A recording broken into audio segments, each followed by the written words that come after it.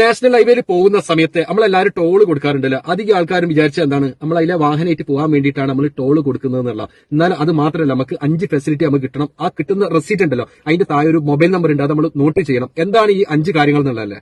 Number 1, നമ്മൾ വാഹനമായിട്ട് പോകുന്ന സമയത്ത് നമ്മളെ വാഹനത്തിലെ ഇന്ധനം തീർന്നു പോകുകയാണെന്നുണ്ടെങ്കിൽ ആ നമ്പറിലേക്ക് വിളിച്ചു കഴിഞ്ഞാൽ അവർ അടുത്ത പെട്രോൾ സ്റ്റേഷനിലേക്ക് എത്താനുള്ള പെട്രോൾ നമുക്ക് ലഭിക്കുന്നതാണ്.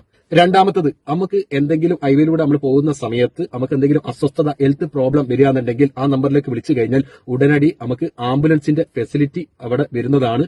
മൂന്നാമത്തത്, നമ്മളെ വാഹനം എന്തെങ്കിലും തരത്തിൽ കേടുപാടുകൾ സംഭവിക്കുകയാണെന്നുണ്ടെങ്കിൽ, ബ്രേക്ക് ഡൗൺ ആവാന്നുണ്ടെങ്കിൽ ഉടനടി ആ നമ്പറിലേക്ക് വിളിച്ചു കഴിഞ്ഞാൽ അവർ ഒന്നല്ലെങ്കിൽ മെക്കാനിക്കോ അല്ലെന്നുണ്ടെങ്കിൽ നമ്മളെ വണ്ടി എടുത്തു കൊണ്ടുപോകാനുള്ള സാഹചര്യത്തിലുള്ള ഒരു വാഹനം അവർ നൽകുന്നതാണ്.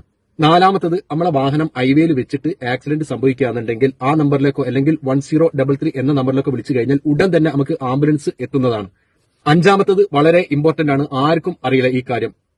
ഒരു പാതയിലോ അല്ലെങ്കിൽ ഹൈവേയിലോ വെച്ചിട്ട് ആ റോഡിന്റെ അപാകത മൂലം നമ്മളെ വാഹനം ആക്സിഡന്റ് സംഭവിക്കുകയാണെന്നുണ്ടെങ്കിൽ വാഹനത്തിന്റെ ഡാമേജ്, നമ്മളെ ഹെൽത്ത് എന്തെങ്കിലും പ്രശ്നം ഉണ്ടെങ്കിൽ അതെല്ലാം പൂർണ്ണ ഉത്തരവാദിത്തം ഹൈവേ ആണെന്നുള്ളതെല്ലാം ആ റെസീറ്റിൽ ഉൾപ്പെട്ടിട്ടുണ്ട്. ഒരു കാരണവശാലും നമ്മൾ എന്ത് ചെയ്യരുത്, ആ റെസീറ്റിന്റെ വാല്യൂ നമ്മൾ മനസ്സിലാക്കണം, ആ നമ്പർ നമ്മൾ നോട്ട് ചെയ്യണം. അത് അറിയാത്തവർക്ക് വേണ്ടിയിട്ട് ഒന്ന് ഷെയർ ചെയ്ത് കൊടുക്കുക. താങ്ക്